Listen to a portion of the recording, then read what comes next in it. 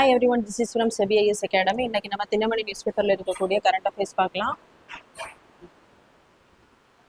So first பார்த்தீங்க அப்படின்னா, கேரளம் அசாமில் நாளையுடன் பிரச்சாரம் நிறைவு. ஸோ இந்த மாதத்தில் பார்த்தீங்க அப்படின்னா ஏப்ரல்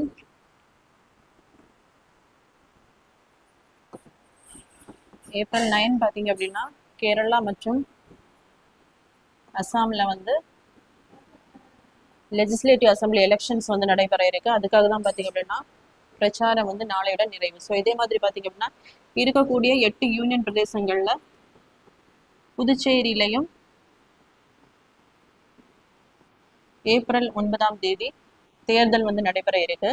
ஸோ இதனுடைய மொத்த தொகுதிகள் பார்த்தீங்க அப்படின்னா கேரளத்தில் வந்து 140 தொகுதிகள், அசாமில் பார்த்தீங்கன்னா 126 தொகுதிகள். ஸோ யூனியன் பிரதேசத்தை எடுத்தோம்னா புதுச்சேரியில் இருக்கக்கூடிய தொகுதிகள் வந்து 30. ஸோ மொத்தம் 8 யூனியன் பிரதேசங்களில் லெஜிஸ்லேட்டிவ் அசம்பிளி இருக்கக்கூடிய பிரதேசங்கள் வந்து புதுச்சேரி 1, ரெண்டாவதா டெல்லி, மூன்றாவதா பார்த்தீங்க அப்படின்னா ஜம்மு அண்ட் காஷ்மீர்.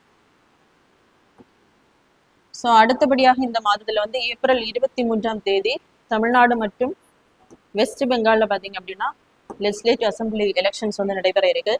ஸோ தமிழ்நாட்டில் இருக்கக்கூடிய மொத்த தொகுதிகள் வந்து 234, வெஸ்ட் பெங்காலில் இருக்கக்கூடியது 294 தொகுதிகள்.